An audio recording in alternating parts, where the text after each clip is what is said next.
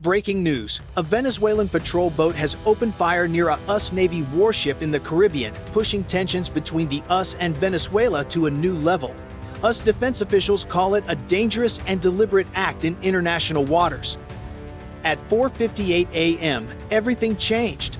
The sea was dark and quiet, 52 nautical miles off the Venezuelan coast, when a fast contact surged toward a US destroyer, closing speed high, distance dropping fast. Then the flashes appeared. A 76mm naval gun fired. Shells slammed into the water just hundreds of yards from the American ship, close enough to be seen, close enough to be heard. This was no warning shot gone wrong.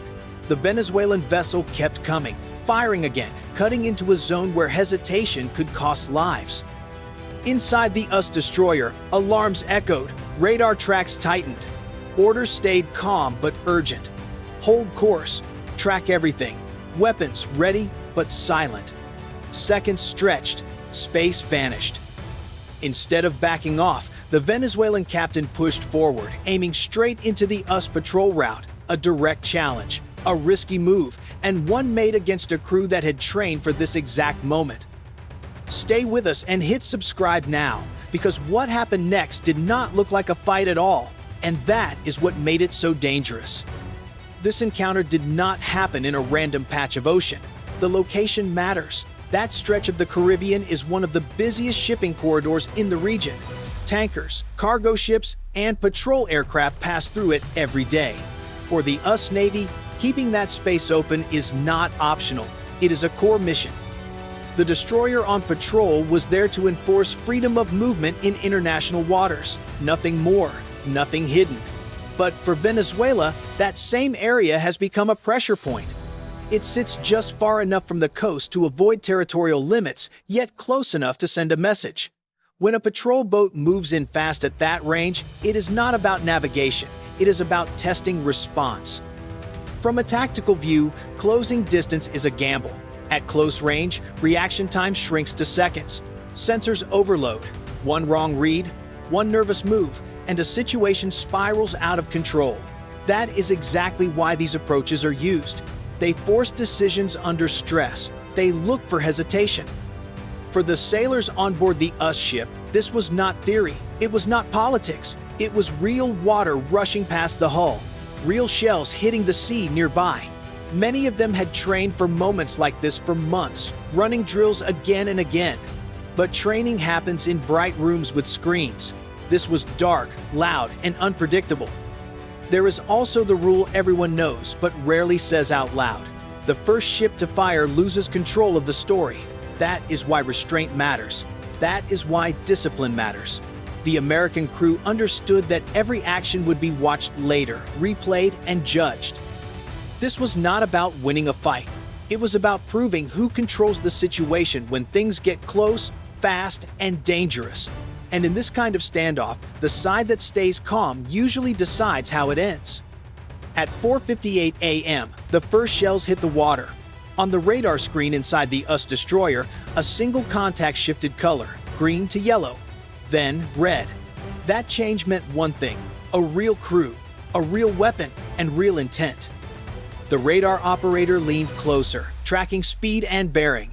The Venezuelan patrol boat was moving fast, cutting across the bow, closing to just a few hundred yards. On the bridge, the watch officer did not raise his voice. He did not need to. Everyone already understood the stakes. Track contact, weapons standing by. That was it. No panic, no shouting. Fingers hovered near controls but did not press them. The ship held course. The engine stayed steady. Training took over. Another splash, then another. The shells were not aimed to hit. They were aimed to intimidate. Close enough to shake nerves, close enough to test discipline. Sailors on deck could hear the crack of the round before the water exploded beside the hull. For a brief moment, no one spoke. Only the sound of the sea and the low hum of the ship moving forward. Inside the combat center, systems adjusted automatically. Ranges updated. Angles recalculated. Every movement of the Venezuelan vessel was logged, measured, and predicted. The American crew did not rush. They had learned that the first reaction often decides the rest of the fight. The patrol boat kept closing. The gap shrank faster than expected. Seconds felt longer. One officer glanced at the clock. Less than a minute had passed since the first shot. It already felt like much longer. Still, no return fire. That choice mattered. Because once a shot is fired back, there is no rewind. There is no pause. The situation either ends quickly or grows far beyond control. This was the moment where mistakes are made. This was the moment where training meets fear. And this was the moment where one side hoped the other would blink. So, what do you think happens next when live rounds are flying and neither side backs down? If you believe the situation was seconds from disaster, comment 1. If you think the US crew already had control, comment 9 and subscribe to stay with us as this encounter keeps unfolding. As the patrol boat pressed closer, the situation shifted from tense to unstable. Distance dropped again. The sea stayed calm, but the air did not. Inside the US destroyer, displays began to flicker. GPS timing slipped by fractions of a second. Course data hesitated, then corrected. This was electronic pressure. Not loud, not visible, but deliberate. The Venezuelan crew was trying to cloud the picture, hoping confusion would force a reaction. For a moment, civilian signals in the area wavered too. Nearby traffic slowed, unsure of what was happening. The American ship adjusted without drama. Backup systems came online. Navigation stabilized. The ship kept moving as planned. In close encounters, even a small turn matters. 5 degrees the wrong way can erase options. 5 degrees the right way can buy time. No sound but the ocean. No engines changing pitch. No alarms now. Just controlled movement and quiet focus. Sailors stayed at their stations longer than normal. Eyes dry, shoulders tight. Fatigue began to creep in. Stress always does when seconds stretch into minutes. The Venezuelan boat held its line, still close, still aggressive. But something had changed. Its movements grew less precise. Turns came later. Speed varied. The pressure it tried to apply was no longer landing the way it expected. Inside the combat center, predictions sharpened, tracks smoothed. The ship's path formed a clean arc on the screen. This was not retreat. This was positioning. A place chosen in advance, where angles favored defense and mistakes by the other side would stand out fast. Time passed. 2 minutes, then 3. In encounters like this, that is a long time. Long enough for nerves to fray. Long enough for commanders to realize whether their gamble is working or failing. And right there, in that quiet stretch between action and consequence, the balance began to tip. Not with a shot, not with a shout, but with control. So here's the question. When one side tries to force chaos and the other refuses to rush, who really holds the advantage? If you think pressure wins, comment 1. If you think patience wins, comment 9 and subscribe as this standoff moves toward its turning point. From the Venezuelan bridge, it finally looked like progress. The US destroyer adjusted course slightly. Speed changed just enough to notice. To an aggressive commander, that movement can look like hesitation, like space opening, like control slipping. That assumption was the mistake. What the Venezuelan crew could not see was the pattern forming on American screens. The small course change was not defensive, it was calculated. The ship was sliding into a position chosen minutes earlier, where sensor coverage stayed clean and reaction time stayed short. This was not backing away, this was shaping the space. A false read settled in. The patrol boat leaned into it. Speed increased again. The angle tightened. The gap shrank faster than before. The closer it came, the fewer options it left itself.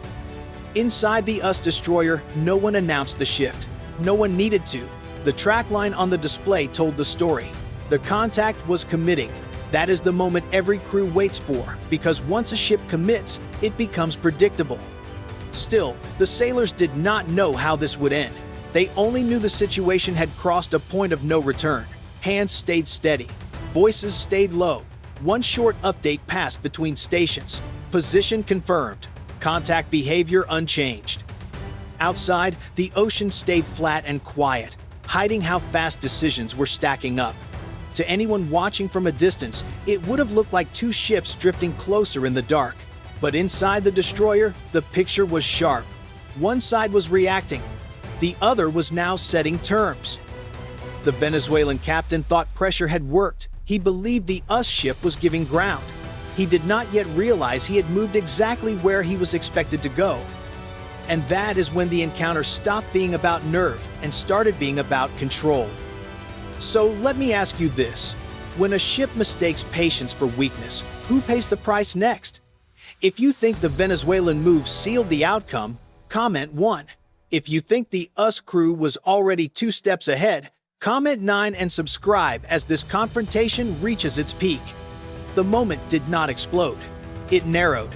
The US destroyer settled into its line, steady and quiet. Deck lights stayed low. Engines held firm.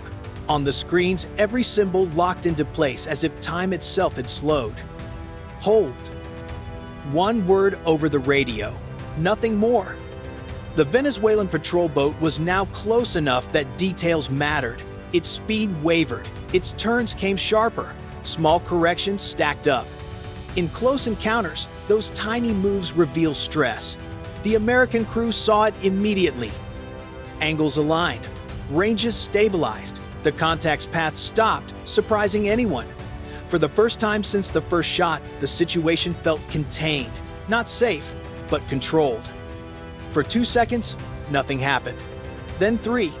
The longest seconds of the night, sailors stared at displays without blinking. No one reached for a trigger. No one broke silence. Somewhere beyond the visible horizon, other US forces were watching quietly. No lights, no radio calls, just awareness. The kind that adds weight without adding noise. The Venezuelan captain hesitated. That pause mattered. Speed dropped slightly. The bow shifted off its aggressive line. It was not retreat yet, but it was doubt. And doubt changes everything. Another 5 seconds passed. The patrol boat turned away just enough to break the geometry it had forced earlier. The threat window closed. The pressure it had tried to build drained out into the dark water. Still, the US ship did not chase. It did not signal victory. It held position and watched. Because the goal was never to escalate. The goal was to end the danger without letting it grow. The climax of this encounter was not a blast or a collision. It was restraint under fire. It was a crew choosing control when chaos was offered. And, in modern naval confrontations, that choice often decides who truly wins. So here's the question. When one side backs down without a shot fired, who really sent the stronger message? If you think restraint showed strength, comment 1. If you think force was still waiting in reserve, comment 9 and subscribe as we break down what this moment changed next. When the sun began to rise, the encounter was already over. Both ships were still afloat. No fires, no explosions, no public statements yet. But the effects were already moving far beyond that patch of water. The Venezuelan patrol boat slowed and turned back toward the coast. Hours later, it docked for inspection. No lives were lost, but the message was clear. The gamble had failed.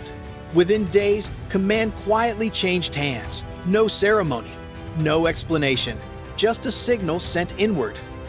The US destroyer stayed on station. It did not leave right away. It did not rush home. It continued its patrol, steady and visible, as if nothing unusual had happened. That calm presence mattered. It showed that the mission had never changed. Only the test had. After this encounter, behavior shifted. Venezuelan naval vessels began keeping more distance. Approaches slowed. Lines widened. The close passes that had become common over recent years stopped almost overnight. No announcement explained why. They did not need to. Everyone watching understood. This is how modern naval power works. Not through headlines, not through wreckage, but through moments where one side tries to force a reaction and fails. Control of space, control of timing, and control of escalation now matter more than the size of a gun. For sailors on both sides, the lesson was personal. One crew learned how close pressure can come without crossing the line. The other learned how fast control disappears when patience runs out. Across the region, from planners to commanders, this encounter reset expectations. It showed that pushing too close no longer creates leverage. It creates exposure. And the next time someone tries it, the response may not come with the same restraint. This was not the end of tension in the Caribbean. It was a warning shot without a shot fired. The water is still busy, the routes are still open, and the stakes remain high.